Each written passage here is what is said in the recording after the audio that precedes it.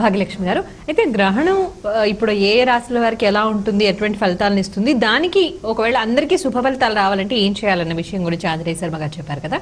ముందుగా అసలు జాగ్రత్తలు ఏవి పాటించాలి అన్న దాని గురించి చెప్పండి. అసలు మామూలుగా మనకి గ్రహణము వచ్చింది వస్తోంది అంటే కూడా అందరూ కూడా ఏమనుకుంటారంటే గ్రహణము మన నక్షత్రానికి శుభం చేకూరుస్తుందా లేకపోతే అశుభం కలుగుతుందా, అది ఆ దోష పరిహారాలు ఏం చేసుకోవాలి. ఇందాక గురుగారు చెప్పినట్లుగా ఆతృత ఉంటుంది ఫస్ట్ మనిషికి.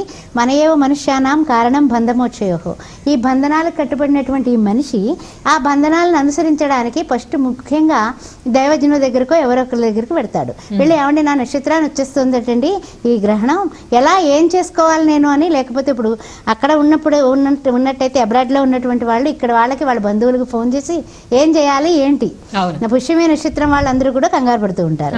అదే విధంగా కర్కాటక రాశిలో వస్తుందని రాశి పరంగా తర్వాత నక్షత్ర పరంగా కూడా వాళ్ళు కొంచెం భయపడతారు. ఎందుకంటే ఈ బ్లడ్ మూను ఈ విధంగా వచ్చింది కదా, అందు గురించి అనుకుంటూ ఉంటారు. కానీ ఏమిటంటే వాళ్ళు తీసుకోవాల్సిన జాగ్రత్తలు ఇందాక వారు చెప్పినట్లుగా, ఆంజనేయ ప్రసాద్ గారు చెప్పినట్లుగా ఏంటంటే మనం చేసుకునేటటువంటి ధ్యానం కానీ జపం కానీ దానం కానీ ఈ మూడు కూడా తగినటువంటి, అంటే ఏమిటి, పూర్వజన్మ కృతం పాపం వ్యాధి రూపేణ పీడిత, తగినటువంటి శాంతి కలిగించాలి, లేకపోతే ధ్యానం చేయాలి, దానం చేయాలి. ఈ మూడింటిలోనే చేసినట్లయితే మీరు దాని నుంచి బయటకు రావడానికి ఫలం ఉంటుంది.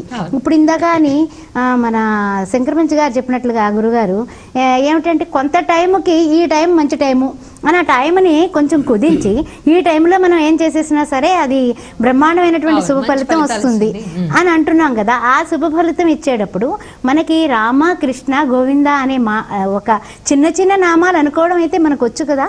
మనం తెలుగు వాళ్ళందరం కూడా భగవంతుడి దయ వల్ల ఆధ్యాత్మిక చింతనతో మన ఋషీశ్వరులు ఇచ్చినటువంటి సంస్కృతి నుంచి మనం శృతుల ద్వారా విన్నది ఆలకించినది, మన పెద్దల వారసత్వంగా మనం అనుకున్నది, ఇవన్నీ కూడా మనం చిన్నప్పటి నుంచి విన్నాం.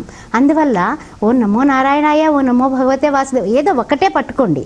మనం లలితా సహస్రం అంతా కూడా మొత్తం పఠించేసి ఈ ఫలితం 1,000,000 రెట్లు వచ్చేస్తుంది అది కాదు. శ్రీమాత్రే నమః, శ్రీమాత శ్రీ మహారాజ్ఞి శ్రీమత్ సింహాసనేశ్వరి అని ఒక్క లైన్ పట్టుకోండి. ఏం పట్టుకున్నప్పటికీ కూడా విష్ణు సహస్రం తీసుకున్నా సరే, ఏం తీసుకున్నా సరే ఆ యొక్క మంత్రం ఫలించాలి. అంటే స్తోత్రం కంటే మంత్రానికి ఎక్కువ, జపానికి ఎక్కువ ఫలితం ఉంది. ఆ జపం ఎలాగా అంటే ఎన్నిసార్లు చేస్తున్నాం అనేసి మనం వేసుకుని వేళ మీద కౌంటింగ్ కాకుండా మనం మన ఏవ మనుష్య అంటే మన మనస్సుని కంప్లీట్ గా భగవంతుని వైపు, భగవంతుని చేత, భగవంతుని వలన మమేకమైనటువంటి మనస్సు మనం దాని మీద ప్రభావం చూపించినట్లయితే తప్పనిసరిగా చంద్రమో మనస్సో జాతః, చంద్రుడు మనస్సు కారకుడు. ఆ మనస్సుని మనం భగవంతుని వైపు తిప్పినప్పుడు భగవంతుడు మన వైపు శుభదృష్టి వస్తుంది. అందువల్ల శుభ ఫలితం మనకి తప్పనిసరిగా వస్తుంది.